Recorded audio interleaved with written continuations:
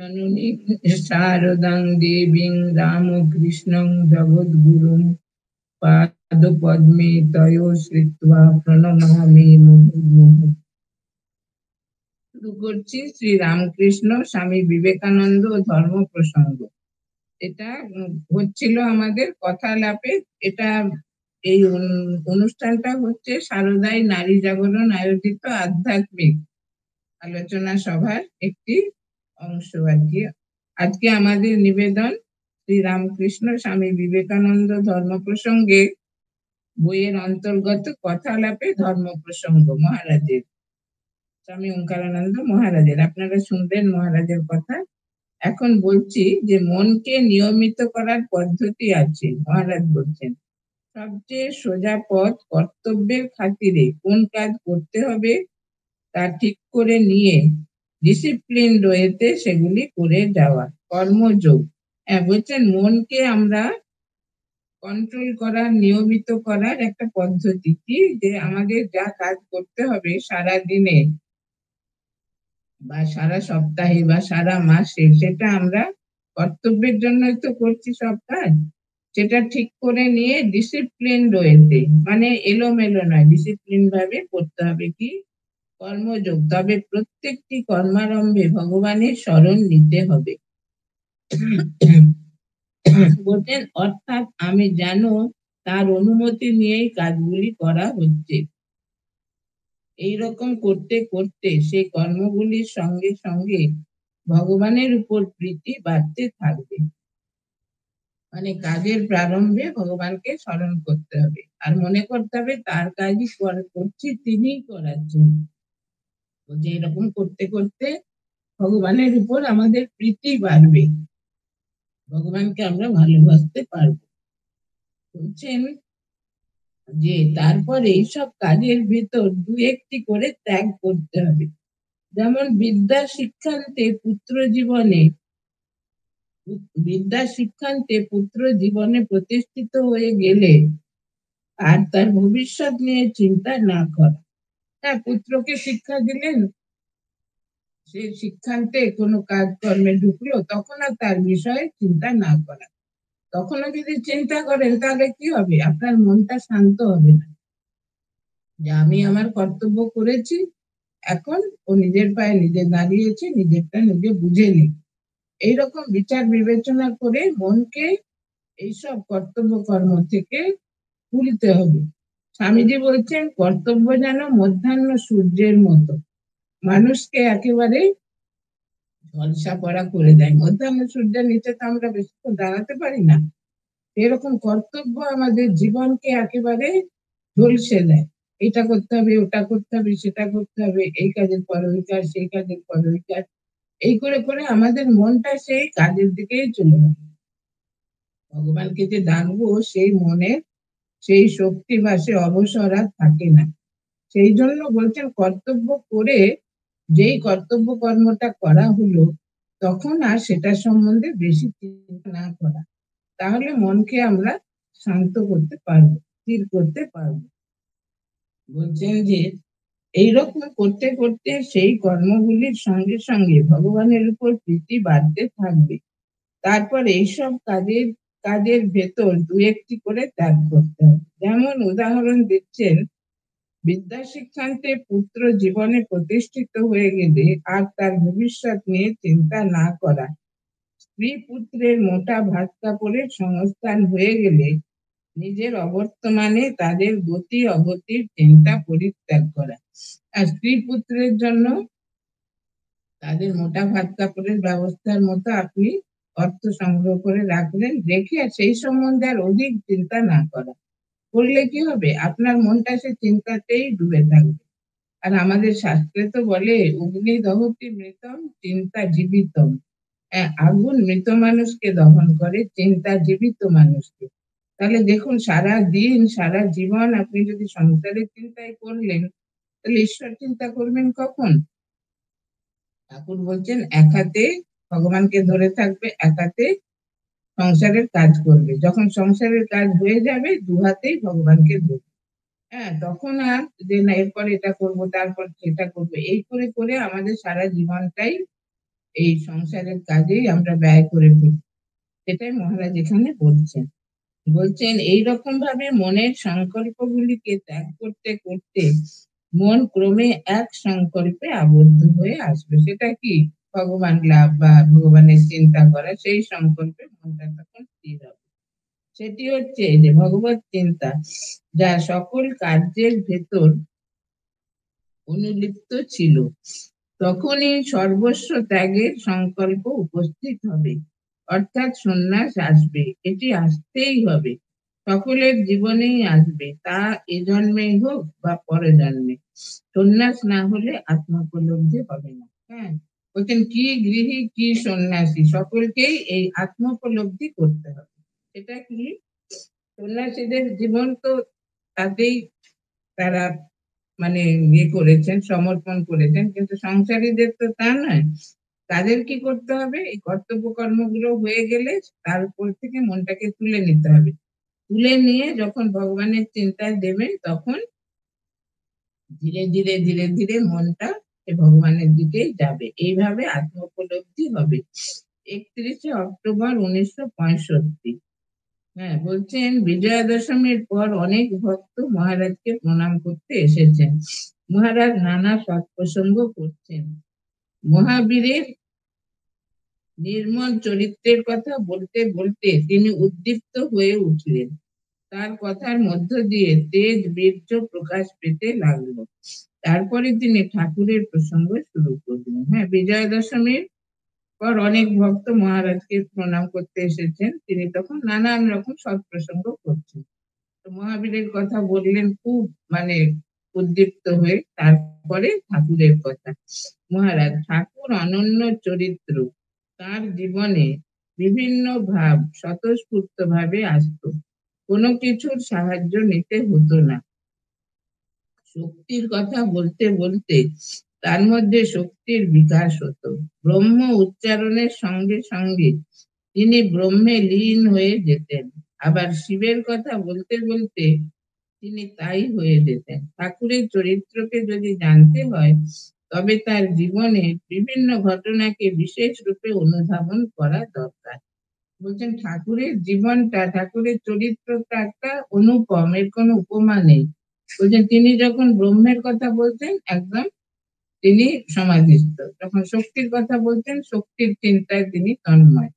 এরকম বলছেন যে তাকে মানে স্বতঃস্ফূর্ত ভাবে স্পন্টেনিয়াসলি সেগুলো আসতো, তাকে জোর করে কিছু করতে হতো না। এইরকম মানে আমাদের দেশে পৃথিবীতে অনেক অবতার অবতীর্ণ হয়েছেন, কিন্তু এইরকম ভাব আমরা কোনো অবতারের মধ্যে দেখিনি। সেই জন্য ঠাকুর স্বামীজি বলছেন ঠাকুরকে কি অবতার বরিষ্ঠায়, সমস্ত অবতারের মধ্যে ঠাকুর শ্রেষ্ঠ।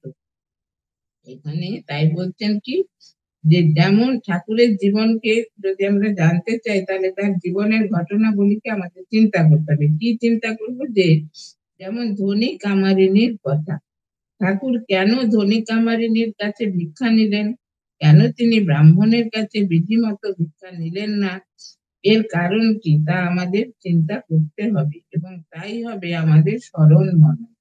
সেই যুগে দেখুন, ঠাকুর যে ব্রাহ্মণের সন্তান তো, কিন্তু তিনি নিয়ম ভীষণ, এটা খুব মানে কঠিন নিয়ম, যে ব্রাহ্মণের ছেলে ব্রাহ্মণের মানে যে ব্রাহ্মণ জাতি তার কাছ থেকে ভিক্ষা নিতে হবে, ভিক্ষা মা বলে করতে হবে। কিন্তু ঠাকুর কি করলেন, সেই যে তার ধাত্রী মা ছিলেন ধনিকা মালিনী, তার মনে ইচ্ছা হয়েছিল যে গদাই তুই আমাকে ভিক্ষা মা করবি, তোর উপনয়নের সময়, ব্রাহ্মণেরই তো উপনয়ন হয়। তখন গদাই বলেছিল হ্যাঁ আমি তোমাকে করবো। তারপরে যখন উপনয়নের সময়, এখন মানে পাড়া প্রতিবেশী আত্মীয় স্বজন কেউ তো এটা মেনে নিচ্ছে না, যে না এটা মানা চলবে না, সমাজে এটা চলবে না, সমাজের বিরুদ্ধে এটা হচ্ছে। তখন ঠাকুর বললেন তা যদি না হয়, আমি উপনয়নে নেব না, বইতে আমার দরকার নেই, কারণ আমি ব্রাহ্মণ, আমার সত্যনিষ্ঠা থাকা দরকার। হ্যাঁ, আমি যদি এটা সত্য পালন করতে না পারি, তো কিসের আমার মানে যে উপনয়ন, আমি তো সত্য পালনই করতে পারলাম না, তাহলে আমার উপনয়ন দরকার নেই, উপবিদ ধারণ করার আমার কোনো অধিকারই নেই। আমি তো কথা দিয়েছি ধনিকা মালিনীকে যে আমি ইয়ে করবো, তোমাকে ভিক্ষামা করবো, তোমরা এখন করতে দিচ্ছ না, তাহলে আমি নেব না উপনয়ন। এমন এই বাচ্চা ছেলের এমন প্রতিজ্ঞা যে সমাজকে মাথা নত করতে হবে। এই ধনিকা মালিনী তিনি অশেষ সৌভাগ্যশালিনী, মানে রমণী সৌভাগ্যবতী, তিনি ভগবান স্বয়ং ভগবানের ভিক্ষামা হলেন। ভাবুন তাহলে সেই যুগে, আজ থেকে 200-250 বছর আগে। এখন এটা কোনো ব্যাপার হতো না, এখন এসব জাতপাতের কোনো নেই, কিন্তু সেই যুগে এটা যে কি নিঃশব্দ বিপ্লব ঠাকুর করলেন যে তার আর কোনো মানে ব্যাখ্যা আমরা খুঁজে পাই না। এত গভীর, এত তাৎপর্যপূর্ণ এই ঘটনা ঠাকুরের জীবনে। মহারাজ বলছেন তো ঠাকুরের জীবনে সব ঘটনাটাই তাৎপর্যপূর্ণ। এখানে বলছেন কি, বসে জপ করার চেয়ে মূল্য অনেক বেশি। কি মূল্য? যে ঠাকুর কেন ধনী কামারিনের কাছে ভিক্ষাটা নিয়েছিলেন? সত্য নিষ্ঠা, সত্য রক্ষার জন্য। তাহলে আমাদেরও সেই রকম সত্যকে ধরে থাকতে হবে। জীবনে কোনো প্রতিকূল অবস্থাতে আমরা সত্যকে ত্যাগ করবো না, যে কোনো পরিস্থিতি হোক। যেমন ঠাকুরকে আমরা দেখছি যে কত কঠিন এই সমস্যাটা, কিন্তু ঠাকুরের সেই সত্যনিষ্ঠার জন্য সেটাও তিনি সহজে উত্তীর্ণ হলেন সেই পরীক্ষায়। তারপরে বলছেন কি, কেননা এর দ্বারা ধ্যানের কাজ হয়। যদি ঠাকুর বিধিমতো ভিক্ষা নিতেন তাহলে তিনি শ্রী রামকৃষ্ণ হতেন না। এটা মহারাজ বলতেন। যদি তিনি ব্রাহ্মণের কাছে নিতেন, সবাই বলছে না তুমি ওর কাছে নিতে পারবে না, ও তো নিচে নিচে জাতি, কামারিনী, কামার জাতি, কিন্তু তোমাকে ব্রাহ্মণের কাছেই নিতে হবে ভিক্ষা, ব্রাহ্মণ মহিলাকে। তা যদি সাধারণ মানুষ হলে তাই করতেন, সবাই বলছে আমি কি করবো, ওইটুকু বাচ্চা ছেলে। ঠাকুর বললেন না, আমি তাকে কথা বলবো, আমি তাকেই করবো, তা না হলে আমি উপনয়নই নেব না। আমার উপবৃত্ত ধারণ করার কোনো অধিকার নেই, যে সত্য রক্ষা যাতে না করতে পারি। এখানে বলছেন কি, হতেন একজন ভট্টাচার্য বামুন। ভগবান বিধির দাস হবেন না প্রেমের ভালোবাসার দাস? তিনি বিধির উপরে, তিনি ভালোবাসায় বলেন। হ্যাঁ, ভগবানের কাছে কোনো নিয়ম নিষ্ঠা, এটা এখান থেকেও ভালোবাসাটাই তার কাছে বড়। আর দেখুন, যখন কৃষ্ণ এতে গেছিলেন হস্তিন, এই কি বলে কৌরব রাজসভায়, তখন দুর্যোধন রাজভোগ নিয়ে বসেছিলেন, আর বিদুর হচ্ছে খুদ মানে কলা টলা এরকম সামান্য ফল। উনি দুর্যোধনের কাছে গেলেন না, সে বিদুরের কাছে। কেন? তিনি ভক্তিমান, ভক্তির বশ ভগবান। এখানে তাই বলছেন, তিনি কি ভগবান কি বিধির দাস হবেন, যে আমাদের সমাজে কোন নিয়ম কোন বিধি সেটার দাস, নাকি তিনি প্রেম ভালোবাসার? তিনি আর তো কিছু চান না মানুষের কাছে, সেই প্রেম ভালোবাসা ভক্তি এগুলোই চান। সেই জন্য বলছেন প্রেম ভালোবাসা যেখানে, তিনি সেখানে।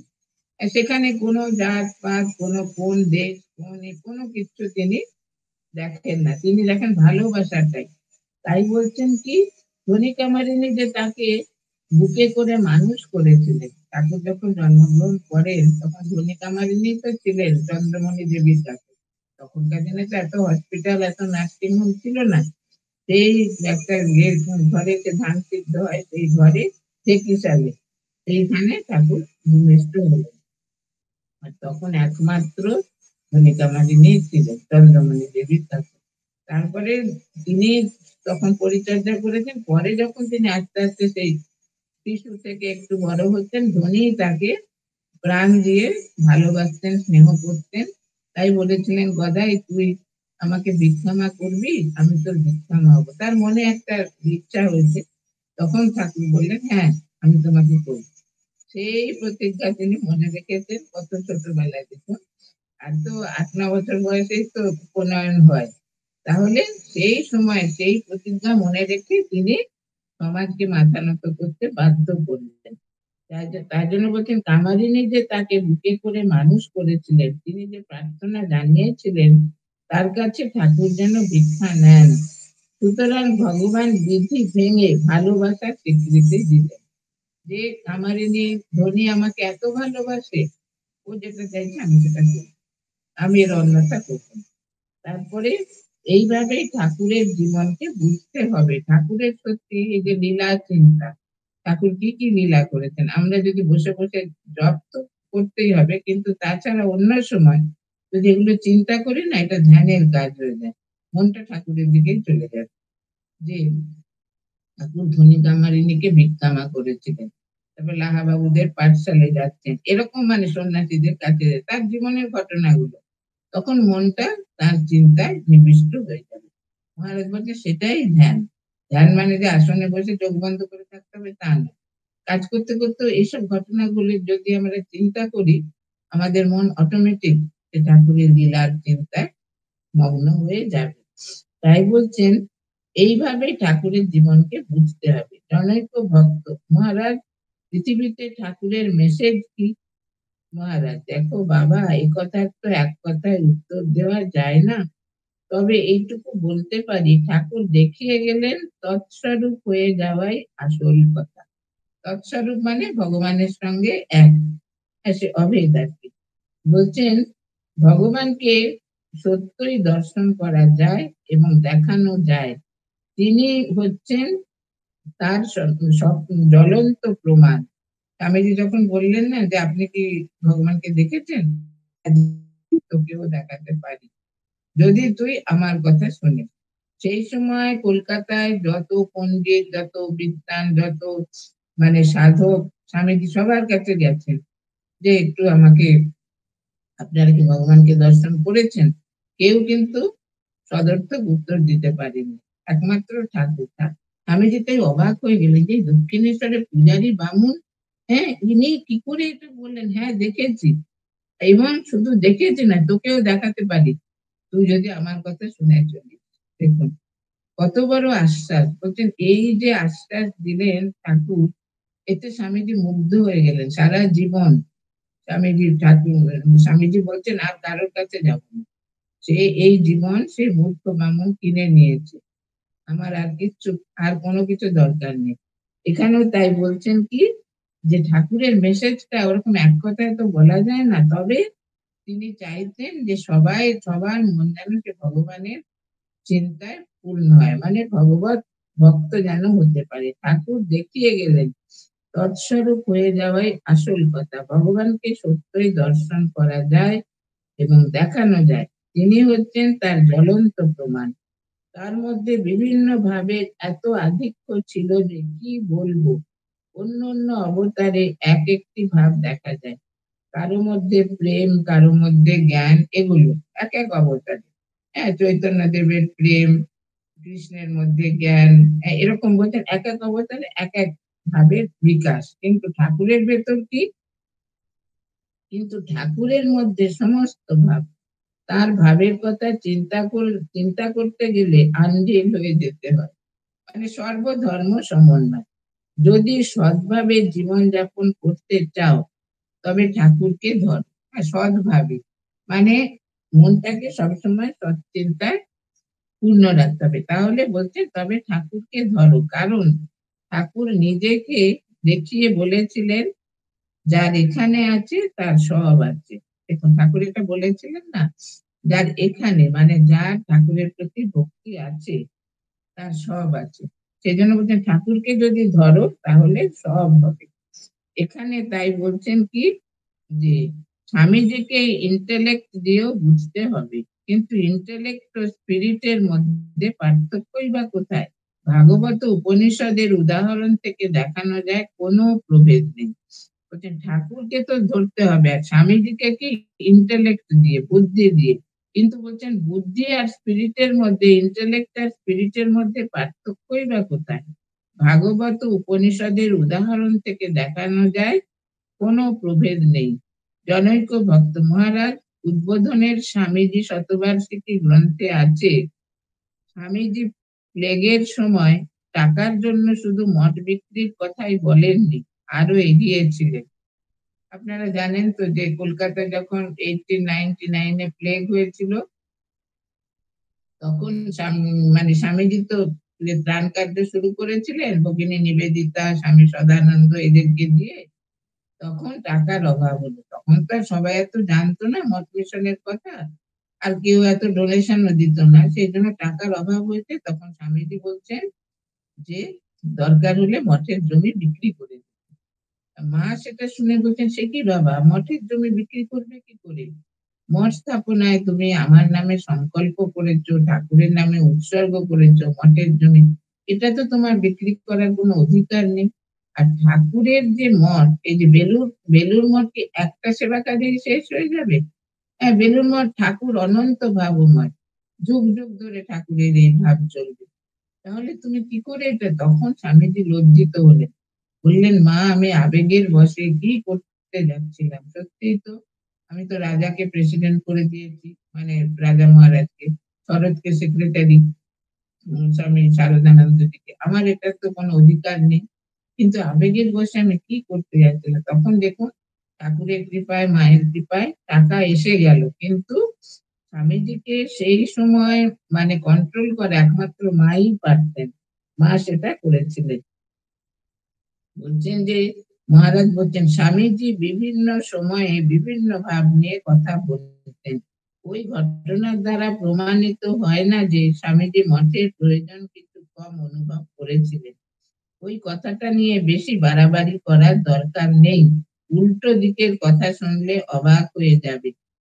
স্বামীজি একদিন বিজ্ঞান স্বামীকে ডেকে বলেছিলেন, ওরে পেশন, এই মঠের প্রতিটি ইট ব্রহ্ম রক্তে তৈরি জানবি। দেখুন, অনেকে বলে তো স্বামীজি বিক্রি করতে চেয়েছিলেন, এটা একটা ভুল ধারণা মনের মধ্যে সবার, যে স্বামীজি হয়তো অতটা চিন্তা করেনি, কিন্তু মহারাজ বলছেন না, এটা স্বামীজি এই স্বামীজি মঠ সম্বন্ধে যে কত চিন্তা করতেন, স্বামীজির এই কথাটা শুনলেই বোঝা যাবে। তিনি একদিন বিজ্ঞান মহারাজকে বলেছিলেন, ওরে পেশন, ওনাকে পেশন বলতেন, হরিপ্রসন্ন তো পেশন বলতেন, ওরে পেশন, এই মঠের প্রতিটি ইট ব্রহ্ম রক্তে তৈরি জানবি।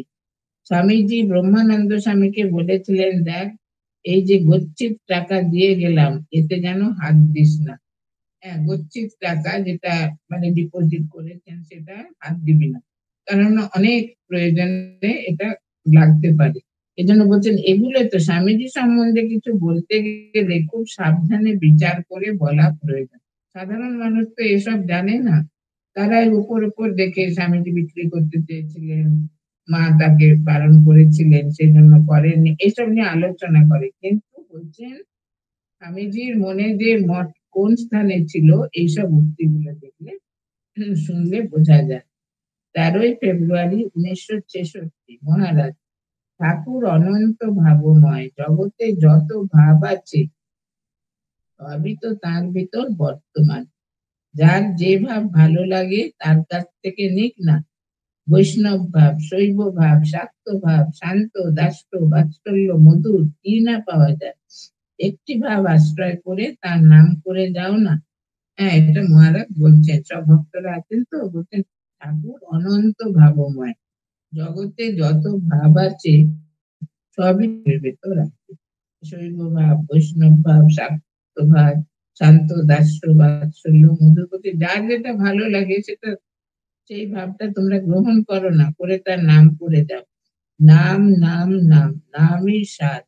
ঠাকুরের নাম নিয়ে পড়ে থাকতে হবে, আর তার লীলা চিন্তা। এই যে বললাম না, কামারপুকুরে ঠাকুর কিভাবে শৈশব কাটিয়েছেন, তারপরে পরবর্তীকালে কলকাতায় এলেন, এখানে কিভাবে দিন কাটালেন, তারপরে দক্ষিণেশ্বরে কিভাবে কাটালেন, এইগুলো যদি আমরা এক একটা ঘটনা চিন্তা করি, আমাদের মন আনন্দে পরিপূর্ণ হয়ে যাবে।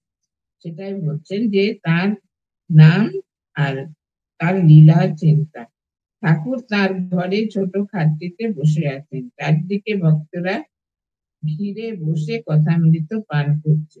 ঠাকুর পঞ্চবটিতে ধ্যানস্থ, চারিদিক নিস্তব্ধ, তার অপূর্ব করুণা ঘন মূর্তি, যেখানে যে ভগবানের চিন্তা করছেন তার কাছেই উপস্থিত হচ্ছেন।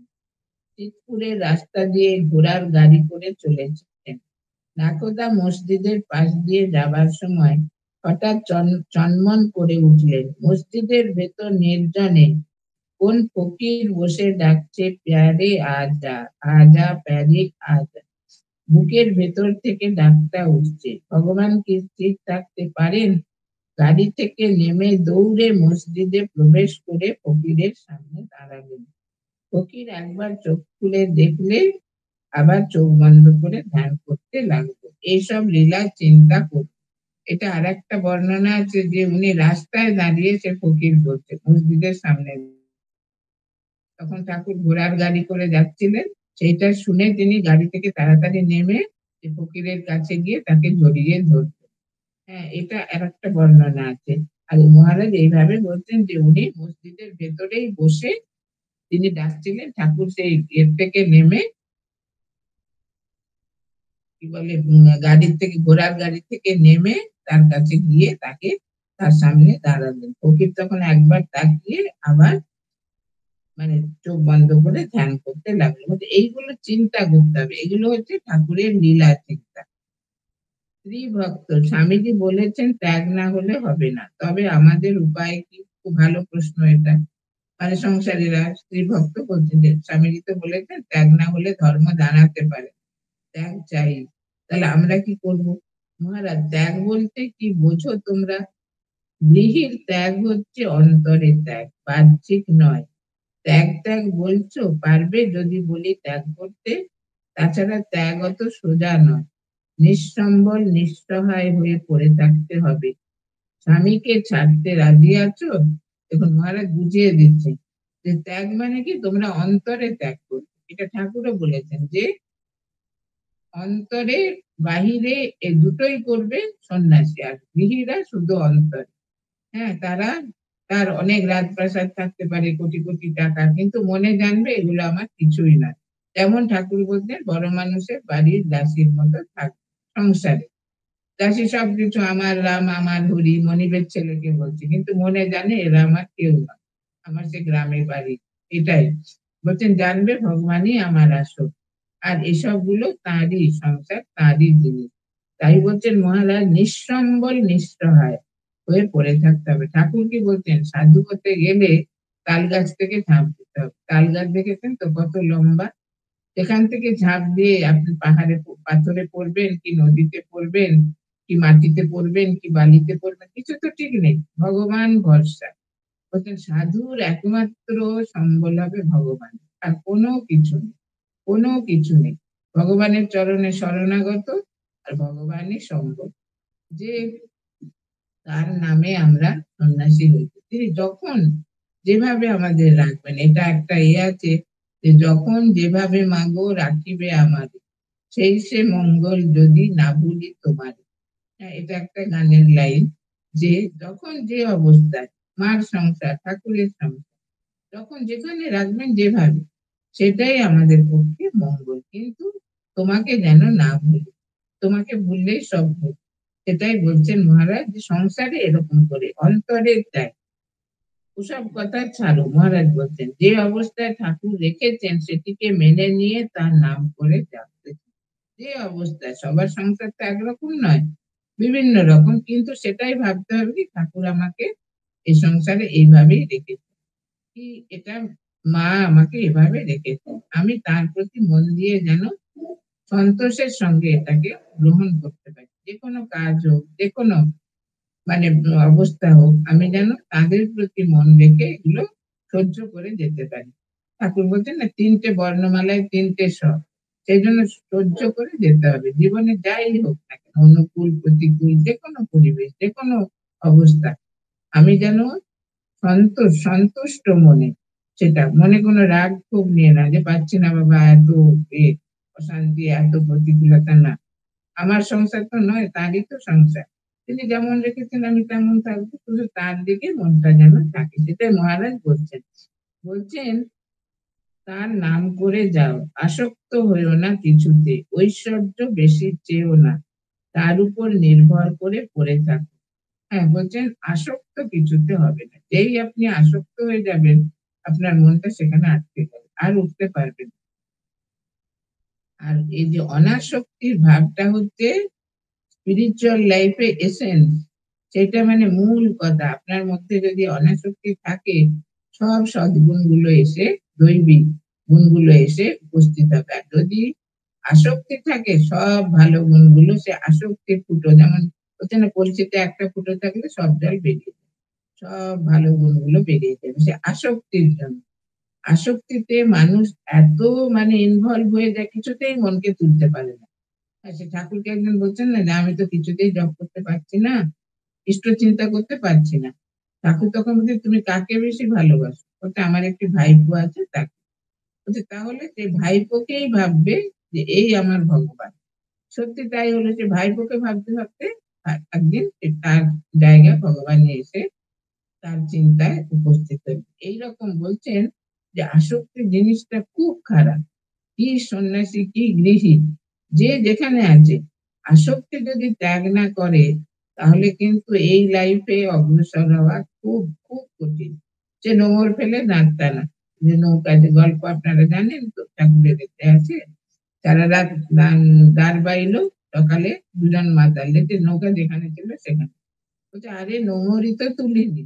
নোংর দেখেছে তো নৌকা এরকম আটকে থাকে মাটিতে, নদীর মধ্যে, যে মনের নোংরটা সংসারে আটকাবে, কি করে ভগবানকে মনে আসবে। তাই বলছেন প্রভু তোমার ইচ্ছাই পূর্ণ হোক, এইভাবে থাকো। অনন্ত ভগবান এবার শক্তিকে আশ্রয় করে অবতীর্ণ হয়েছেন লোক কল্যাণের জন্য। হয় কি, প্রভু আছেন, মা আছেন, পথ প্রদর্শক স্বামীজি আছেন। উদ্দেশ্যের দিকে স্থির দৃষ্টি রেখে তার নাম করতে করতে চলে যাও, আনন্দে ভরপুর হয়ে যাবে। তবে ডাকটা মুখ থেকে না উঠে যেন বুক থেকে ওঠে। দেখুন, অন্তর দিয়ে ভগবানকে ডাকতে হবে। বলছেন ঠাকুর এবার এসেছেন মা শক্তি স্বরূপিণী মাকে নিয়ে, স্বামীজিকে নিয়ে। সেই জন্য ঠাকুরকে খুব মন প্রাণ দিয়ে ডাকো, কিন্তু ডাকটা শুধু মুখে নয়, বুক থেকে আসবে। 13ই ফেব্রুয়ারি 1968, মহারাজ। ঠাকুর, মা ও স্বামীজি এক এবং অভেদ, কোনো তফাৎ নেই, তবে ভিন্ন ভিন্ন শরীর ধরেছে। ঠাকুর ও মা অগ্নি ও দাহিকা শক্তি, শিব ও শক্তি। শরীর ত্যাগের পূর্বে ঠাকুর স্বামীজির শরীরে প্রবেশ করলেন, এর অনেক প্রমাণ আছে। ঠাকুরই গুরু, তবে অপর সম্প্রদায়ের গুরু ও সন্ন্যাসীদের নিন্দা ও অশ্রদ্ধা করা উচিত নয়। ভগবান কখন কিভাবে আসেন কিছুই বলা যায় না। হ্যাঁ, এটা বলছেন যে ঠাকুর এবার এসেছেন কি, ঠাকুর আর মা অভেদ, অগ্নি আর দাহিকা শক্তি, ব্রহ্ম আর শক্তি অভেদ। আর শরীর ত্যাগের আগে ঠাকুর সেই কাশীপুরে দরজা বন্ধ করে স্বামীজির শরীরে প্রবেশ করলেন। এইভাবে কি লোক কল্যাণের পথটা তিনি প্রশস্ত করে গেলেন। আর বলছেন যে কোন সম্প্রদায়কে নিন্দা করা উচিত না। কারণ কি, ভগবান যে কার ভেতর কিভাবে আসেন সেটা তো আমরা জানি না। সেজন্য সব ধর্মকে শ্রদ্ধা করতে হয়। জপ করার সময় বোঝা আর না বোঝো, বোঝো আর না বোঝো, দৃঢ় বিশ্বাস নিয়ে বসবে এবং মনে করবে আমি অভীষ্ট লাভ করবই। স্বামীজির বই পড়ো, বিশেষ করে পত্রাবলী এবং কলম্ব থেকে আলমোড়া পর্যন্ত তার বক্তৃতা বলি।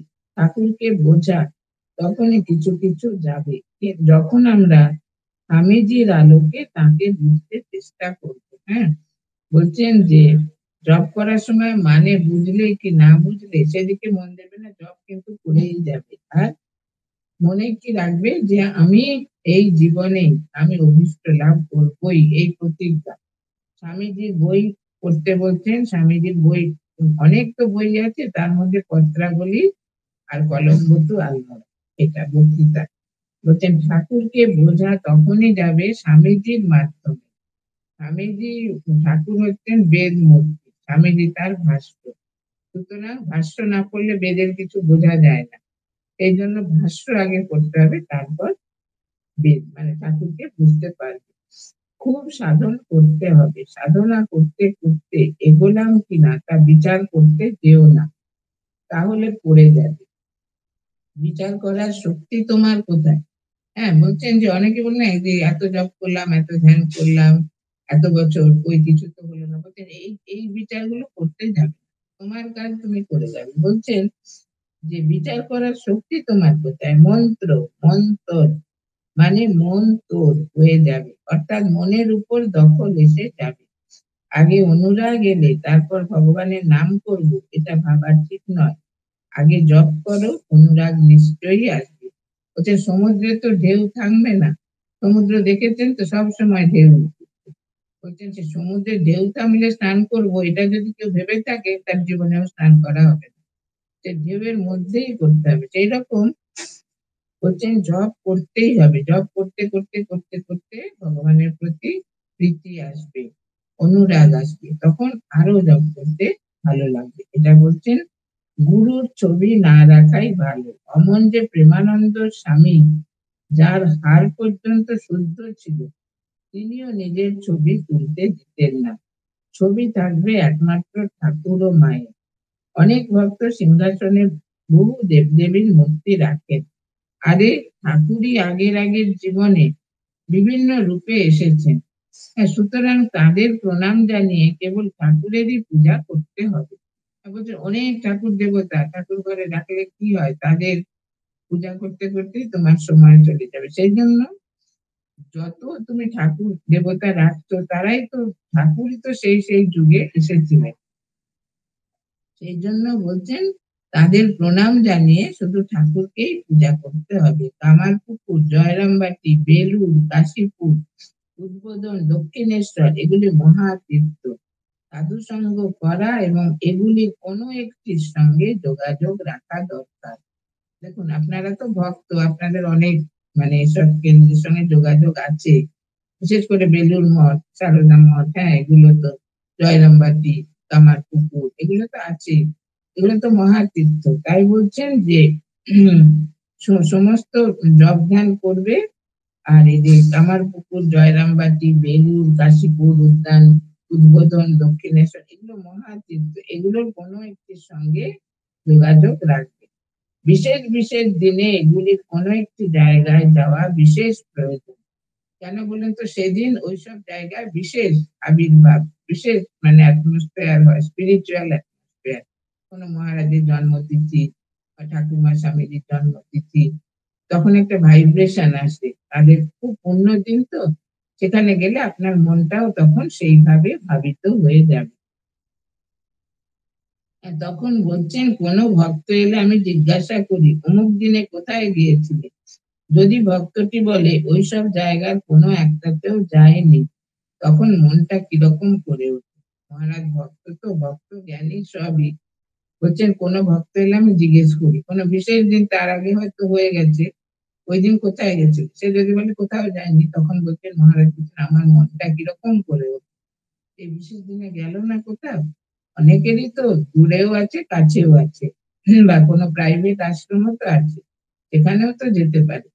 সেটাই বলছেন যে ওইসব দিনে ওসব জায়গায় যেতে হয়। 14 এপ্রিল 1968, পয়লা বৈশাখ, নববর্ষের দিন সকালবেলায় মহারাজ কথামৃত পাঠ করছেন। মহারাজ ঠাকুর বলছেন ভক্তের পক্ষে সূচি অসুচি, জ্ঞানীর পক্ষে নয়। ভক্ত দ্বৈত ভাবে থাকে কিনা, ভগবান ও ভক্ত, তার সেবার জন্য ভক্ত সর্বদা সচেষ্ট। খুব সাবধানে সেবার কাজ করতে হয়, এই সেবার ভিতর দিয়েই ভগবত দর্শন হয়। এটা ঠাকুর বলছেন যে ভক্ত আর জ্ঞানী দুরকম তো আছে। বলছেন যে ভক্তের পক্ষে সূচি অসুচি, কারণ সে ভগবানের সেবা করে। আর জ্ঞানীর পক্ষে নয়, জ্ঞানী তো বিচার বিচার বিবেচনা করে মনকে সেই জ্ঞান চর্চা নিবিষ্ট রাখে। বলছেন ভক্ত দ্বৈত ভাবে থাকে, ভগবান ও ভক্ত, তার সেবার জন্য ভক্ত সর্বদা সচেষ্ট। কিভাবে ভগবানকে বিশেষ দিনে বিশেষভাবে সেবা করব, এই দিকে ভক্তের মন। কিন্তু জ্ঞানীর মন, জ্ঞানী ভাবে কিভাবে তাকে চিন্তা করব, ধ্যান করব, জপ করব, এসব দিকে তার মন। তাই বলছেন যে জ্ঞানীর কাছে সব উড়ে যায়, সূচি অসুচি বোধ নেই, ঈশ্বরও উড়ে যায়, তাকে শুধু আত্মা, দেহ বুদ্ধি থাকতে তা হয় না। এই জন্য গৃহীদের পক্ষে ভক্তি ভক্ত ভাবই ভালো। ঠাকুর বলছেন না কলি যুগের পক্ষে এখন হচ্ছে ভক্তি যোগী যুগ ধর্ম। হ্যাঁ, এটা সকলেই পালন করতে পারে, ভক্তি যোগের পথ অনুশীলন করতে পারে, কিন্তু জ্ঞানের পথ সকলের জন্য নয়। সে জ্ঞানের পথে খুব সাবধানে থাকতে হবে, গুরুর কাছে থাকতে হবে, শাস্ত্র যা বলছেন সেগুলো একদম টোটো মানতে হবে, তবে সিদ্ধি। মন একটু মনে এতটুকু বিষয় চিন্তা থাকলে জ্ঞানের চর্চা করা যাবে। এই জন্য বলছেন কি, যে দেহ বুদ্ধি থাকতে তা হয় না, দেহ মন ইন্দ্রিয় সব চলে যাবে, আমার আমিটাও উড়ে যাবে, আমি গেলে থাকলো কি সেই সচ্চিদানন্দ ব্রহ্ম। এটা জ্ঞানের কথা বলতে, যারা জ্ঞানের চর্চা করে তারা বলতে দেহবোধ যদি বিন্দু মাত্র থাকে সে জ্ঞানের চর্চা করতে পারবে না। হচ্ছে কিন্তু এই জ্ঞান শুকনো জ্ঞান নয়, সবকিছু উড়িয়ে দিলাম তারপর কি নিরস হয়ে বসে থাকলাম, তা নয়, মনে হয় সব উড়িয়ে দিলাম, কিন্তু দেহ বুদ্ধি থাকলে সবই থেকে যায়। ঠাকুর বলছেন না, যতক্ষণ দেহ বুদ্ধি ততক্ষণ ভক্তি ভক্ত নিয়ে থাকা ভালো, তা নইলে কিন্তু জ্ঞানের চর্চা হবে না, ভক্তির অনুশীলন হবে না, মাঝখানে পড়ে তখন দিশাহারা হয়ে যায়। সেই জন্য ভক্ত আছেন, ভগবান আছেন, আর আমি ভগবানের দাস বা ভগবানের সেবক বা ভগবানের সন্তান, এরকম এক একটা ভাব আশ্রয় করে শান্ত দাস সত্য বাৎসল্য মধুর পঞ্চভাবাশ্রিত যে বৈষ্ণব সাধনা, সেই রকম বলতেন একটা যে কোনো যেটা তোমার ভালো লাগে সেই ভাব আশ্রয় করে তুমি ভগবানকে ডাকবে, ভগবানকে ভালোবাসবে। এখানে তাই বলছেন কি, যে কিন্তু দেহ বুদ্ধি থাকলে সবই থেকে যাবে। শ্রী শ্রী ঠাকুরের সেই কাঁটা নেই খোঁচা নেই, কিন্তু কাঁটা ফুটলেই যন্ত্রণা সেই রকম। দেহ বুদ্ধি আছে অথচ মুখে বলছি সব নেতি নেতি, যেই হাতে কাঁটা ফুটলো তখন তো আর সেটা বলা যাবে না, তখন যন্ত্রণায় কাতর হয়ে যাবে। সেই জন্য বলছেন দেহ বুদ্ধি যতক্ষণ আছে ততক্ষণ এই ভক্তির ভাবই সর্বশ্রেষ্ঠ পথ। তাছাড়া ভক্তের পক্ষেই হোক বা জ্ঞানীর পক্ষেই হোক, একটি জিনিস কমন থাকবে, সেটি হচ্ছে টান, মানে ভগবানের প্রতি আকর্ষণ, সে ভক্তই হোক আর জ্ঞানী হোক। মহারাজ বলছেন আর সে টানটা কি, ভগবান লাভের জন্য বা আত্মোপলব্ধির জন্য টানটা থাকা চাই। ঠাকুর স্বামীজিকে বলেছিলেন না, যে রাধা কৃষ্ণের ভাব নাও আর না নাও, রাধার টানটুকু নেবে, ভগবানের জন্য তার জগৎ ভুল হয়ে গেল। হ্যাঁ, তিনি আর বন দেখে বৃন্দাবন ভাবছেন, যমুনা দেখে সেই সমুদ্র দেখে যে যমুনা ভাবছেন, চৈতন্য দেব যেমন এগুলো সেই চৈতন্য দেব তো রাধারই অংশে, মানে অবতার। সেই জন্য বলছেন প্রাণটা তোমার নিতে হবে, ভগবানকে আমি এত ভালোবাসি যে এক মুহূর্ত তাকে, গোপীদের যেমন ছিল যাহা যাহা নেত্র করে তাহা তাহা কৃষ্ণ স্থূলে, চারিদিকে কৃষ্ণকেই দেখছেন আর অন্য কিছু দেখছেন না। এটা তাদের এত ভালোবাসা যে এর কোনো সীমা নেই, অসীম মানে অনন্ত ভালোবাসা। এখানে তাই বলছেন যে তাছাড়া ভক্তের পক্ষেই হোক বা জ্ঞানীর পক্ষেই হোক একটি জিনিস কমন থাকবে, সেটি হচ্ছে টান, ভগবান লাভের জন্য বা আত্মোপলব্ধির জন্য টানটা থাকা চাই। সেটি না থাকলে হাজার আচার বিচারে ও তর্ক বিতর্কে উপলব্ধি হবে না। সে টান যদি না থাকে তাহলে মনে মনে চিন্তা করতে হবে যে আমার অন্তরে কি ভগবানের প্রতি টান আছে, হ্যাঁ ভগবানকে কি আমি ভালোবাসি অন্তর দিয়ে। বলছেন যে যাকে ভালোবাসে সে তাকে সবসময় দেখতে চায়, তার কথা শুনতে চায়, হ্যাঁ তার কাছে যেতে চায়, যেমন গোপীরা সে জল আনার নাম করে কৃষ্ণের কাছে চলে গেলেন। হ্যাঁ এইরকম বলছেন সে খালি মানে সুযোগ খুঁজে কখন তার কাছে যাবো, কখন তিনি, কখন তাকে দেখবো, সেরকম ভক্ত ভাবে কখন মন্দিরে যাব, কখন আরতি দেখবো, কখন পুজোটা দেখবো, কখন হোম দেখবো, তার মন এই। সেই জন্য বলছেন এই টানটা ক্রিয়েট করতে হবে মনে। আমাদের তো জন্ম জন্মান্তরে কত কি আমাদের মানে যে কাজকর্ম আমরা করেছি প্রারব্ধ, সেগুলো তো আমাদের টেনে রাখে, ভগবানের দিকে মন হতে দেয় না, সেইটাকে আমাদের কাটিয়ে উঠতে হবে।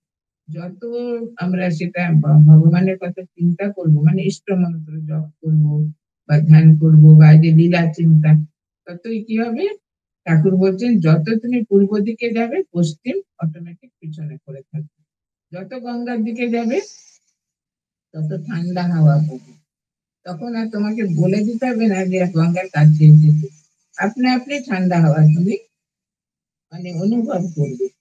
এখানে তাই বলছেন ভগবানের দর্শন মিলবে না যদি টান না থাকে, যদি শুধু বেলপাতা দিলে বা কোষাকুষি নাড়লে হয়ে যেত তবে তো কথাই ছিল না। আমার সালে কোষাকুষির বিরাট নাড়াচাড়া, তাতে কি হয়েছে, ভগবানের প্রতি টানটা কোথায়? সেই টান হলে আর কিছুই লাগে না, সেই টানের স্রোতেই ভগবানের কাছে পৌঁছে যায়। যে টানটা এমন যেন স্রোতের মতো। স্রোতে দেখবেন যখন প্রবল বন্যার সময় বা খুব বৃষ্টি হচ্ছে, এখন তো খুব বৃষ্টি হচ্ছে, জলের কি স্রোত, টান, এত কারেন্ট যেন বইছে, সেখানে দাঁড়াতে পারবে না, ঠেলে নিয়ে চলে যাবে। সেরকম হচ্ছে ভগবানের প্রতি এত টান, যার কোনো দিকে মন নেই, তখন কিন্তু কোনো দিকে মন থাকেও না। সেটাই বলছেন, সেই টান হলে আর কিছুই লাগে না, সেই টানের এতে, টানের স্রোতে ভগবানের কাছে পৌঁছে যায়। টানের সঙ্গে যায় উপাসনা, জ্ঞানীরও উপাসনা করতে হয়, উপাসনার দ্বারাই উপলব্ধি হবে, জ্ঞানীরও হবে, ভক্তেরও হবে। হ্যাঁ, তাহলে উপাসনা করতে হবে কি, অনুরাগের সঙ্গে, অনুরাগ নিয়ে যদি আমরা করি তাহলে সেটা হবে। 27 এপ্রিল 1968 বৈকালে মহারাজ তার ঘরের বারান্দায় বসে জ্যোতিষ বিষয়ে আলোচনা করছিলেন। মহারাজ, ভক্তিপথের দ্বারা, ভক্তিপথের বাধা হিসাবে 64 রকমের ব্যাসন আছে, তার মধ্যে জ্যোতিষ শাস্ত্র একটি। ভক্তের পক্ষে এর আলোচনা বা চর্চা ভক্তির হানিকর। হ্যাঁ, বলছেন যে ভক্তিপথে বাধা কত রকম আছে, এটা বলছেন 64 রকমের এটা বিঘ্ন কি, তার মধ্যে জ্যোতিষ শাস্ত্র একটা। জ্যোতিষ শাস্ত্র ওই যে বলবে এইভাবে ওইভাবে, তোমার অতীতে এই হয়েছিল, ভবিষ্যতে এইভাবে, এতে কি হবে, মনটা সেদিকেই চলে যায়। সেজন্য বলছেন জ্যোতিষ শাস্ত্র একটি, ভক্তের পক্ষে এর আলোচনা বা চর্চা ভক্তির পক্ষে হানিকর। ভক্ত কেন মহারাজ, গ্রহাদির কি কোনো ক্রিয়া নেই? মহারাজ, তা কেন, অবস্থা পরিবেশ মনের উপর সর্বদাই কাজ করে। এই যেমন দ্বীপ্রহরের অসহ্য গরম শরীর মনের উপর কাজ করে, কিছুই ভালো লাগে না, মেজাজ কড়া হয়ে যায়। আবার এখন গরম কমে গেছে, দক্ষিণ হাওয়া বইছে, শরীর ঠান্ডা হয়ে আসছে, মনও প্রফুল্ল হয়ে উঠছে। তেমনি এক একটি গ্রহ সূক্ষ্মভাবে শরীর মনের উপর কাজ করে। হ্যাঁ, একজন ভক্ত বলতে, মহারাজ তো বলছেন যে যারা ভক্ত তারা এসব এই জ্যোতিষ শাস্ত্রের উপর তাদের বেশি মন দেওয়া উচিত নয়। তখন একজন ভক্ত বলতেন, কেন মহারাজ, গ্রহের তাহলে কোনো কি ইয়ে নেই, মানে মানুষের উপর অবস্থা, গ্রহাদির কি কোনো ক্রিয়া নেই? তখন মহারাজ বলতেন, তা কেন, অবস্থা পরিবেশ মনের উপর সর্বদাই কাজ করে। খুব গরমে কষ্ট হয়, মনে একটু হাওয়া হলে ভালো। আবার যখন গরম কমে যায় তখন মনটা প্রফুল্ল হয়, যে গরম বেশ কমে গেছে। এইরকম বলছেন যে তেমনি একটি এক একটি গ্রহ সূক্ষ্মভাবে শরীর মনের উপর কাজ করে। ভক্ত মহারাজ, এই যে গ্রহ শান্তির মাদুলি সব দেয়, তার কি কোনো ফল হয়? অনেকে দেখবেন, অনেক জ্যোতিষীরা এই গাছের শিকড় ধারণ করতে হবে, এই মাদুলি ধারণ করতে হবে, তবে গ্রহের দোষটা কাটবে, এরকম বলে থাকেন। অনেকে করেন, সেগুলো গ্রহণ করেন। তো ভক্ত জিজ্ঞেস করতেন যে মহারাজ, এতে কি গ্রহের শান্তি হয়, এটা ফল হয়? মহারাজ, কেমন জানো, গ্রহাদিরও ভিন্ন ভিন্ন দেবতা আছেন, কারো হয়তো ছিন্ন মস্তা, কারো তারা, কারো কালী। এখন যদি তাদের সস্তায়ন করা হয়, তবে সেই দেবতা তার ভক্ত গ্রহকে বলতে পারেন এর উপর আর অত্যাচার করো। বলছেন প্রত্যেক গ্রহের একজন করে দেবী আছেন, কারোর ছিন্ন মস্তা, কারোর কালী, কারোর তারা। এখন সেই দেবীর যদি সস্তায়ন করা হয়, সেই দেবতা, তাহলে সেই দেবী বলবেন সেই গ্রহকে যে তুমি এই এই মানুষের উপর আর অত্যাচার করো না। তখন যেমন রাহুর দেবতা ছিন্ন মস্তা, তাকে শান্তি করতে হয়তো মারক দোষ প্রশমিত হয়ে অল্পের উপর দিয়ে যেমন একটি আঘাত গ্রহের ফল ক্ষয় হয়ে যায়। হ্যাঁ, বলছেন এরকম রাহুর হচ্ছে ছিন্ন মস্তা দেবী, শনির হচ্ছে মা কালী। এরকম বলছেন সেই ছিন্ন মস্তা দেবীকে পূজা করলে বা মা কালীকে পূজা করলে তাদের কৃপায় সেই যেখানে সেই মানুষের খুব বড় একটা গ্রহের পেট ছিল, ফাঁড়া ছিল, সেটা অল্পের উপর দিয়ে যেন একটা আঘাত লেগে গেল, এরকম হয়। হ্যাঁ, গ্রহের ফল ক্ষয় হয়ে গেল। তবে এইসব ভক্তের পক্ষে নয়, সে তো ভগবানের উপর নির্ভর করেই পড়ে থাকবে, তার যা ইচ্ছা। তিনি মঙ্গলময় মঙ্গলই করবেন। দেহ যদি তার ইচ্ছা হয় যাবে। হ্যাঁ, এটা বলছেন। এসব হচ্ছে যারা জ্ঞান চর্চা করে তাদের, এই মাধুরী সেই কাছে শিকড় বলে, ভক্ত শুধু ভগবানের দিকে চেয়ে থাকবে। হ্যাঁ, ভগবানের দিকে চেয়ে থাকবে আর ভগবানের উপর নির্ভর করবে। ভগবানের যা ইচ্ছা তিনি তাই করবেন, এটা ভক্তের ইচ্ছা। বলে 29শে মে 1968 বিকালে মহারাজ সমবেত ভক্তদের কাছে স্বামীজি প্রসঙ্গে বললেন। মহাপুরুষ মহারাজ একদিন বলেছিলেন, ওই একটি লোক দেখলাম যিনি নানা কাজ সাধলেন, কত কি করলেন, কিন্তু তার মধ্যে না জড়িয়ে কেটে বেরিয়ে গেলেন। স্বামীজির কথা বলছেন আর কি। স্বামীজি সারা পৃথিবীকে তোলপাড় করে দিলেন, প্রাচ্য পাশ্চাত্য সব, কিন্তু তারপর হঠাৎ করে সব ছেড়ে দিয়ে তিনি চলে গেলেন। কোন সেই একজন স্বামীজি। ঠাকুর স্বামীজিকে অত ভালোবাসতেন কেন? স্বামীজি যেমন সরল, সত্যে প্রতিষ্ঠিত, দৃঢ়, তেমনি কামকাঞ্চন ত্যাগী। তা না হলে আমেরিকায় অত টাকা ও রূপসী মেয়েদের মধ্যে থেকে বেরিয়ে আসতে পারেন? এটা মহারাজ বলছেন যে ঠাকুর স্বামীজিকে কেন ভালোবাসতেন এত। স্বামীজি খুব সরল ছিলেন, সত্যে প্রতিষ্ঠিত, দৃঢ়, তেমনি কামকাঞ্চন ত্যাগী। না হলে সেই যুগে আমেরিকায় তিনি কত মান সম্মান খ্যাতি সব পেয়েছিলেন, সবকিছু ফেলে দিয়ে চলে এলেন।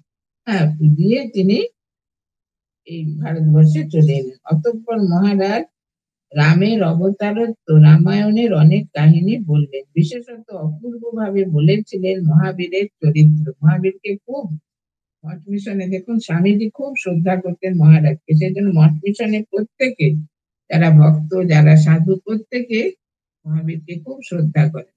স্বামীজি বলতেন, তোদের এখন মহাবীরের চরিত্রকেই তোদের মানে আদর্শ করতে হবে। মহা জিতেন্দ্রীয়, মহাবুদ্ধিমান, আর আজীবন তিনি ব্রহ্মচর্য পালন করেছেন। এমন অপূর্ব জীবন।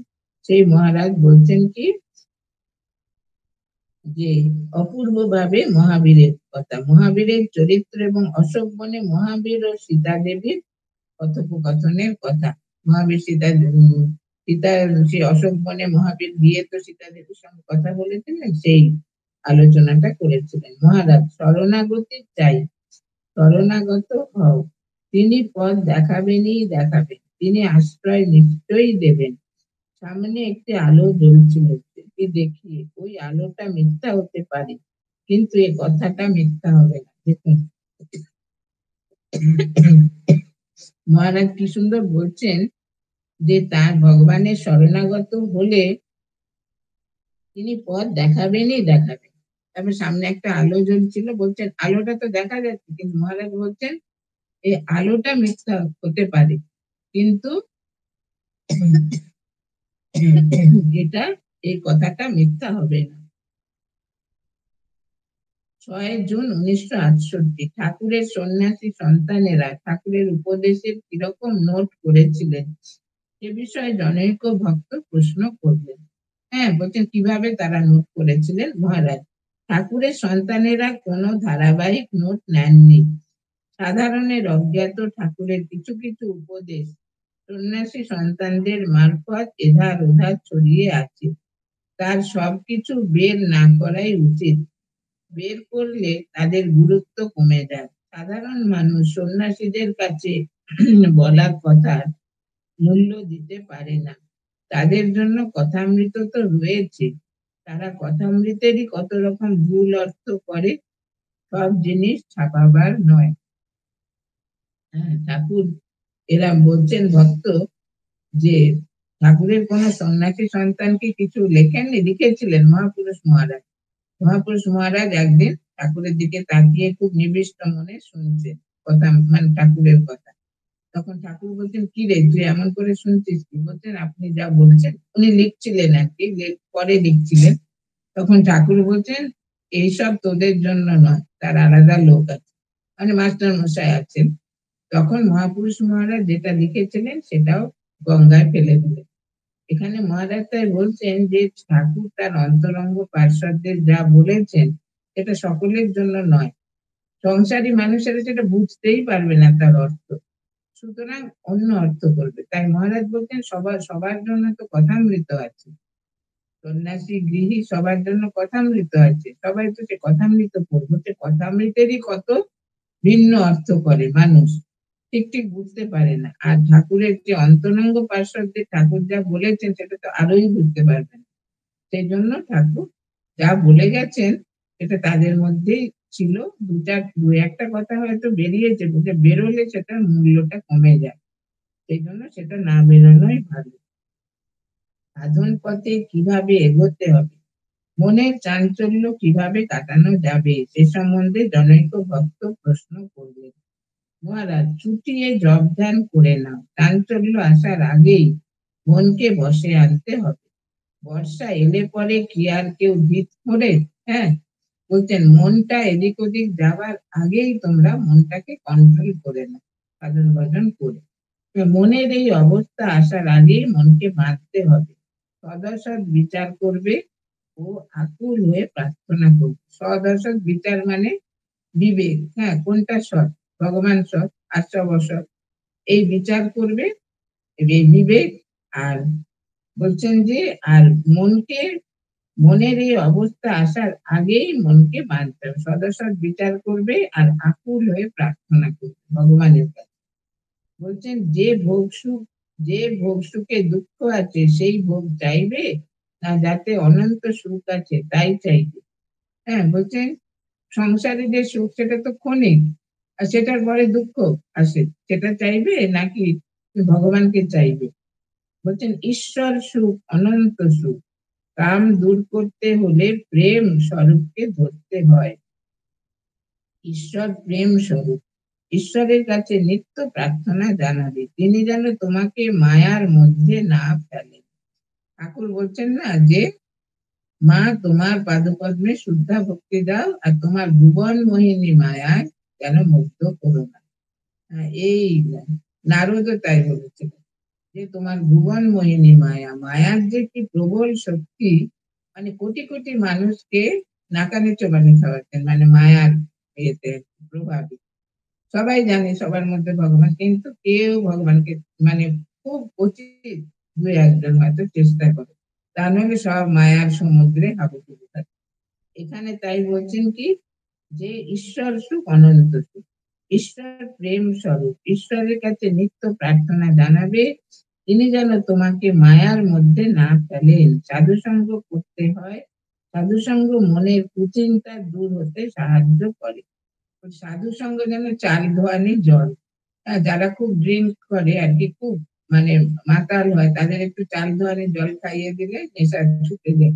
এইরকম সাধুর কাছে গেলে মনে হয় তিনি তো ভগবানের জন্য সব ছেড়েছেন, আমার মনটা কেন এত বিষয় চিন্তা করছে, তখন একটা বিচার বিবেক এগুলো আসে। বলছেন যে খুব বেশি পরিশ্রমের কাজ করা উচিত নয়, তবে কাজ ছাড়া মানুষ থাকতে পারে না, তাই ভগবানের চিন্তা ও কাজের মধ্যে মনকে বেঁধে রাখতে হয়। খুব বেশি পরিশ্রম করে, বলছেন অধিক কিছু করা ঠিক নয়। হ্যাঁ, অধিক যখন যা কিছু করবেন, কাজ করুন কি জব সমস্ত, সেটাই কিন্তু বিপরীত ফল আছে। সেই জন্য বলছেন রয়ে সয়ে করতে হয়। বলছেন কাজ আর জবের মধ্যে একটা ক্ষমতা, এই সময় আমি জব করবো, এই সময় কাজ করবো, এইরকম একটা মানে সবের মধ্যে একটা ব্যালেন্স রাখতে হয়, তাহলে জীবনটাও সুন্দর হয়, মনটাও শান্ত থাকে। এখানে তাই বলছে ভগবানের চিন্তা ও কাজের মধ্যে মনকে বেঁধে রাখতে হয়, কিন্তু যে কাজে অতিরিক্ত পরিশ্রম হয় তা করলে সাধন ভজনে ক্ষতি হয়। আর আর কি বলছে, চরিত্রবান না হলে কিছুই হবে, চরিত্র সৎ চরিত্র হতে হবে। ভগবানকে ডাকতে গেলে, ভগবানকে পেতে গেলে আগে চরিত্র গঠন করতে হবে। অসৎ চরিত্রের লোকেরা কখনো এসে ভগবানের কথা সারা বিশ্বাসও করবে না, চিন্তাও করতে পারবে না। সেই জন্য বলছেন যে চরিত্রবান হতে হবে। আর অতিরিক্ত পরিশ্রম করলে কি হবে, নার্ভস গুলো সব এক্সস্টেড হয়ে যায়, তখন আর অন্য বসে যে একটু শান্তভাবে জব করবেন কেউ, সেটা হবে না। সেই জন্য বলছেন সব পরিমিত, যেমন বলছেন গীতায় যুক্তাহার বিহারস্য যুক্ত চেষ্টস্য কর্ম, হ্যাঁ, যুক্ত স্বপ্না ভবধস্য যোগ ভবতি দুঃখ হা, যোগ আমাদের দুঃখ নিবৃত্তি করে, কিন্তু কি আহার বিহার চিন্তা বিশ্রাম সবকিছু হচ্ছে মানে খুব পরিমিত। খুব বেশি আহার ভালো না, আবার একেবারে উপবাসও ভালো না, পরিমিত। খুব বেশি নিদ্রাও ভালো না, আবার একেবারে অনিদ্রাও ভালো না, পরিমিত সমস্ত কিছু। খুব বেশি কথা বলাও ভালো না, আবার একেবারে চুপচাপ। আর পরিমিত যেটা দরকার, মানে সবকিছুতে একটা, বুদ্ধদেব বলছেন না, মধ্যপন্থা। মধ্যপন্থা অবলম্বন করলে একটি গৃহী কি সন্ন্যাসী, তার জীবন খুব সুন্দর হবে। এত সুন্দর হবে যে সে মানে নিজেই কল্পনা করতে পারবে না। তাই বলছেন, আর চরিত্রবান না হলে কিছুই হবে না। তাহলে অতিরিক্ত পরিশ্রম করলে কি হবে? আপনার নার্ভ গুলো সমস্ত এক্সস্টেড হয়ে আপনি, আর যখন জব ধ্যান করবে না, মনটা লাফাতে থাকবে, এই কাজ ওই কাজ, এই চিন্তা ওই চিন্তা, তখন আর মন স্থিরই হবে না। এই জন্য বলছেন কাজও বুঝে শুনে করতে হবে। যেটা করার কথা হ্যাঁ করবো, কিন্তু অতিরিক্ত একদিনে প্রচুর কাজ করে নিলাম, তারপরে সে অসুস্থ হয়ে পড়ল, সেটা করাটা ঠিক না। এটা বুদ্ধিমানের কাজ না। বলে না, বুদ্ধির যথেষ্ট বলম তস্ত, যার বুদ্ধি আছে তার বল আছে। আর বলছেন কি চরিত্রবান, চরিত্রবান না হলে কিছুই হবে না, সে যেখানেই থাক। সুতরাং এই যে অমূল্য উপদেশ, হ্যাঁ, মহারাজ দিলেন, আমরা যদি একটা কণা মাত্র জীবনে পালন করতে পারি, আমাদের জীবন ধন্য হয়ে যাবে, আর আমাদের জীবনে আমরা সেই আধ্যাত্মিক আলোকের সন্ধান পাবো। আপনারা সকলেই তো ভক্ত, সবাই সেই ভগবানের মানে ভক্ত, ভগবানকে ইষ্ট রূপে আপনারা গ্রহণ করেছেন।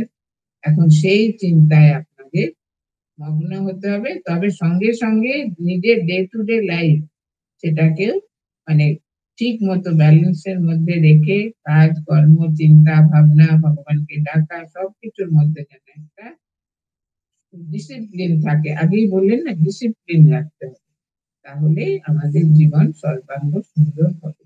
আজকে এই পর্যন্তই থাক। ঠাকুরের পাদপদ্মে সকলের মঙ্গল কামনা করি। ঠাকুর মা স্বামীজির শুভ আশীর্বাদ আপনাদের সকলের উপর শতধারে বর্ষিত হোক। আপনারা যেন মন প্রাণ দিয়ে তাদের ভালোবাসতে পারেন, তাদের প্রদর্শিত পথে যেন এগিয়ে যেতে পারেন, এই প্রার্থনা করে আজকে শ্রী রামকৃষ্ণ স্বামী বিবেকানন্দ ও ধর্মকুসুমের ক্লাস আমি সমাপ্ত করছি। মাতাজিকে জানাই প্রণাম। এতক্ষণ আমরা মাতাজির মুখে অপূর্ব ধর্মকথা পাঠ ও আলোচনা শ্রবণ করলাম এবং সমৃদ্ধ হলাম।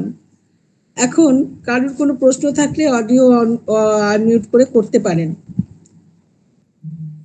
হ্যাঁ, করতে পারেন।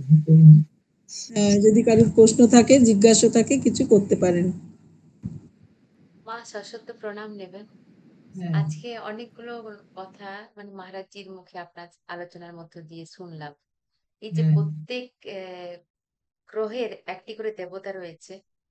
হ্যাঁ, প্রত্যেক গ্রহে যে বললাম, রাহু গ্রহের দেবতা হচ্ছেন ছিন্নমস্তা দেবী, শনি গ্রহের দেবতা হচ্ছেন কালী। এরকম প্রত্যেক দেবতারই আছে। এখন সেই গ্রহকে সন্তুষ্ট করতে গেলে সেই দেবীর পূজা করতে হবে। মহারাজ বললেন সেই পূজা করে যাগযজ্ঞ যা করবেন, পূজা করলে হোম করতে হবে, তখন সেই দেবী প্রসন্ন হয়ে, তার আন্ডারে তো ওই গ্রহ, তিনি তাকে বলবেন যে এই ভক্তকে তুমি বেশি মানে ট্রাবল দিও না, বেশি তাকে কষ্ট দিও না।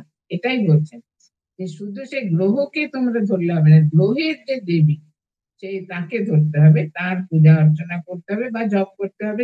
এই যে গাছের শিকড় টিকড় ধারণ করে না, বলে এতে ওই গ্রহ শান্ত হবে, যে গ্রহের দেবী সন্তুষ্ট হবে, এই জন্য। কিন্তু মহারাজ বলছেন যে যারা ভক্ত, তাদের এগুলো করার কোনো দরকার নেই, তারা শুধু ভগবানের দিকেই চেয়ে থাকে, যে আমি ভগবানেরকেই স্মরণ করি, ভগবানের চরণে শরণাগত, আমার সবই তিনি।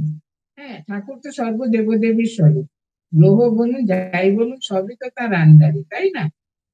ঠাকুরকে যদি আমরা ভালোবাসতে পারি, মাকে যদি ভালোবাসতে পারি, স্বামীজিকে যদি ভালোবাসতে পারি, আমাদের কোনো কিছুই দরকার নেই।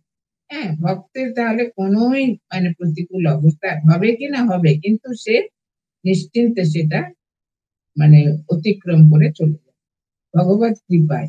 তার মনটা 16 আনায় ভগবানের সমর্পিত, আর কোনো দিকে নেই। গ্রহ এগুলো কারা করে? যারা খুব সংসারী না, সংসারে একটু উন্নতি চায়, কি অর্থ, কি অনেক মান যশ চায়, এগুলো ওরা বেশি করে। এই যে কবচ তাবিজ ধারণ করছে, এই পেছনে যে কত লাখ লাখ টাকা খরচ হচ্ছে তারই অর্থ নেই। কিন্তু সেগুলো বিশ্বাসে অনেকের কাজ হয়, হয় না যে তা নয়, কারণ ঠাকুর কথা সব বিদ্যাই বিদ্যা, কিন্তু সবার যে হবে সেটা কোনো গ্যারান্টি নেই। সবার সে বিশ্বাসও নেই, আর সবার সে মানে সময়ও নেই এই করতে হবে সেই করে। এটা কি সম্ভব? কি আজকালকার ব্যস্ত জীবনে এটা সম্ভব নয়। সেই জন্য আমাদের একমাত্র পথ হচ্ছে ইষ্টমন্ত্র জপ আর ইষ্টকে ভালোবাসা, ব্যাস। তাহলে আমাদের সমস্ত কাজ হয়ে যাবে। মন প্রাণ মানে সমর্পণ, আর মন থেকে সব আসক্তি ত্যাগ করা। ঠাকুর তো সব বলেই দিয়েছেন, মহারাজ আরো বিশদ ভাবে বললেন। অনাসক্ত হয়ে সংসারে থাকতে হবে ঠিকই, কিন্তু জানতে হবে এই সংসার তার, আমার কিছুই নয় এখানে, আমিও তার সংসারে তার কাজ করছি, তাও তিনি যেমন করাচ্ছেন। হ্যাঁ, আমি আমি বললে তো আবার অহংকার এসে যাবে। সেই জন্য তিনি যেমন করাচ্ছেন, সেই জন্য বলছেন না, কাজের আগে তাকে স্মরণ করবে, কাজের মাঝখানে করবে, আবার কাজের শেষে। তোমার কৃপায় তুমি আশীর্বাদ করো এই কাজ করতে দেখ, কাজের মাঝখানে তোমার কৃপায় এটা করছি, কাজের শেষে তোমার কৃপায় এটা করতে পারলাম, সমাপ্ত। তাহলে কি হবে? মনে কোনো মানে অহংকার আসবে না, সবই তো তার। আমাদের কি আছে বলুন? সে শশী মহারাজকে বলেছে না যে মহারাজ আপনি কি করে এত কাজ করেন? এই কিছুদিন আগে ওনার জন্মদিন গেল না, সপ্তাহে 11টা ক্লাস, ভাবতে পারেন। তারপরে সমস্ত কাজ নিজে, ওখানে কেউ কোনো ওনার সহযোগী কেউ ছিল না তখন। ঠাকুর সেবা থেকে আরম্ভ করে ভক্তদের সঙ্গে মানে সাক্ষাৎ সমস্ত। বলছে মহারাজ কি করে আপনি এত কাজ? মহারাজ বলছে আরে আমি করি নাকি? মনে করো একটা পেন শত শত চিঠি লিখেছে, তাহলে পেন কি বলবে আমি লিখেছি?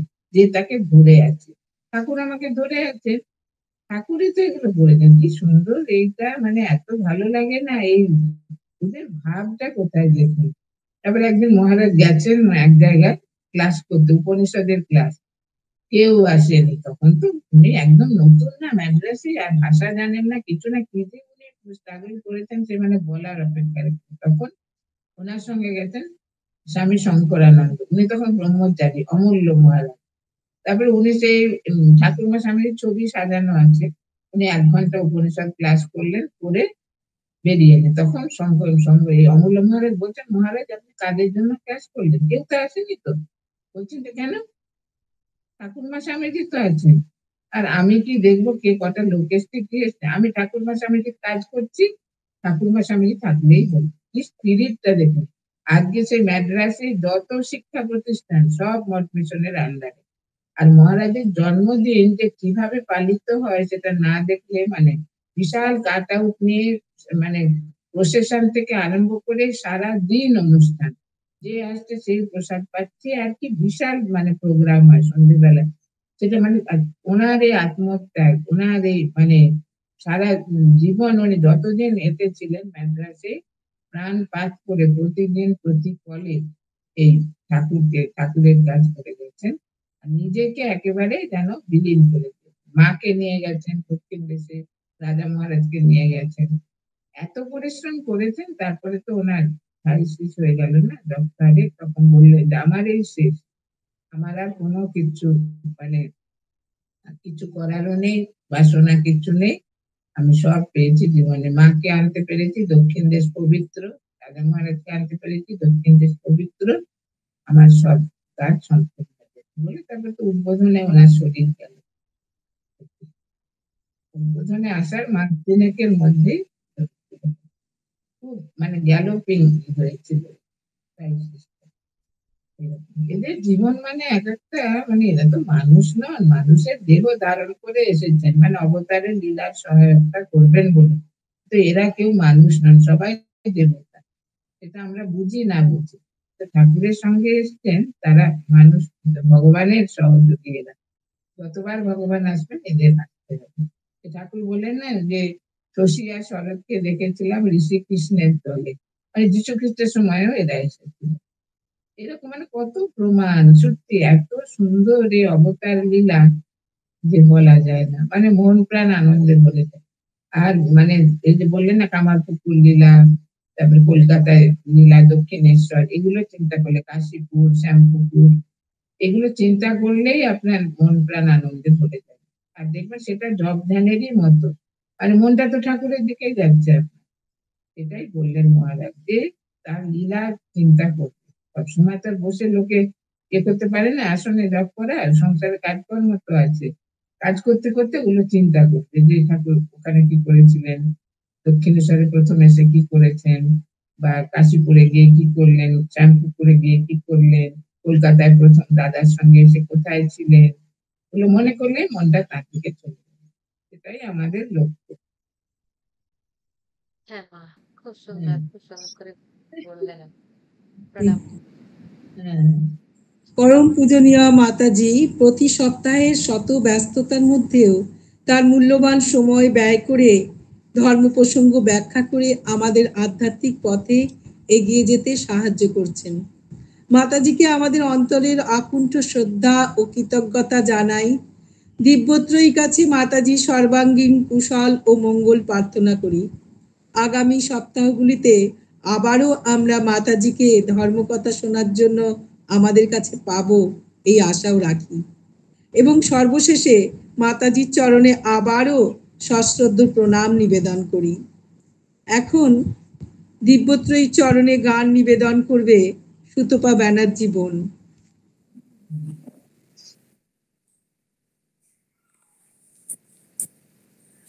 দিব্যত্রয়ী শ্রীচরণ কমলে আভূমি লুণ্ঠিত প্রণাম জানি। মাতাজিকে আমার সশ্রদ্ধ প্রণাম জানি। আমি একটি শম্ভুদানন্দ মহারাজজি রচিত ঠাকুরের গান পরিবেশন করছি। শ্রীরাম কৃষ্ণ প্রভুদেব হে সুন্দর, শ্রীরাম কৃষ্ণ প্রভু সুন্দর, শ্রীরাম কৃষ্ণ প্রভুদেব হে সুন্দর, শ্রীরাম কৃষ্ণ প্রভু সুন্দর, অতুল প্রেম ঘন মূরতি হে সুন্দর, অতুল ভাবে রাজা ভাবরাজ হে সুন্দর, হে সুন্দর, শ্রীরাম কৃষ্ণ প্রভুদেব হে সুন্দর, শ্রীরাম কৃষ্ণ প্রভু সুন্দর, অষ্টপাশরিব বিষাদ গর্জিত চিন্ময় তন্ময় শুভময়, জীবকুল জীব পরম গতি প্রিয়, জীব অন্তরে পরনিবাস হে সুন্দর, হে সুন্দর, সুন্দর হে সুন্দর, শ্রীরাম কৃষ্ণ প্রভুদেব হে সুন্দর, শ্রীরাম কৃষ্ণ প্রভু সুন্দর, গুপ্ত গোপন তবু ব্যক্ত প্রকৃতি তুমি, তুমি প্রভু এক অদ্বিতীয়, তুমি মায়াধীশ, তুমি মায়ার কারণ, রামকৃষ্ণ তুমি শুধু ঈশ্বর, হে সুন্দর, হে সুন্দর, শ্রীরাম কৃষ্ণ প্রভুদেব হে সুন্দর, শ্রীরাম কৃষ্ণ প্রভু সুন্দর, সৃজন পালন করে রক্ষা করো জীব, প্রলয় কারণ তুমি নটরাজ, শাসন প্রশ্রয় শরণ তুমি প্রভু, বরাভয় তুমি করুণা রাজ। হে সুন্দর, হে সুন্দর, হে সুন্দর, পুরুষ প্রকৃতি তুমি ব্রহ্মময় প্রভু, নির্গুণে গুণাতীত গুণময়। পুরুষ প্রকৃতি তুমি ব্রহ্মময় প্রভু, নির্গুণে গুণাতীত গুণময়। মানব ভরসা তুমি রূপ মানব তব, মানব ভরসা তুমি রূপ মানব তব, নররূপে নরদেহ রাজ রাজ। হে সুন্দর, হে সুন্দর, সুন্দর, হে সুন্দর।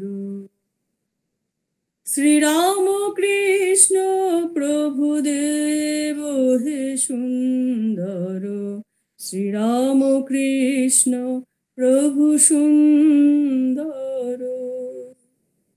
অতুল প্রেম ঘন মূরতি হে সুন্দর, অতুল ভাবে রাজা ভাবরাজ। হে সুন্দর, হে সুন্দর, শ্রীরাম কৃষ্ণ প্রভুদেব হে সুন্দর, শ্রীরাম কৃষ্ণ প্রভু সুন্দর। শ্রীরাম কৃষ্ণ প্রভু সুন্দর, শ্রীরাম কৃষ্ণ প্রভু সুন্দর। জয় ঠাকুর, জয় মা, জয় স্বামীজি মহারাজ। মাতাজিকে আমার সশ্রদ্ধ প্রণাম।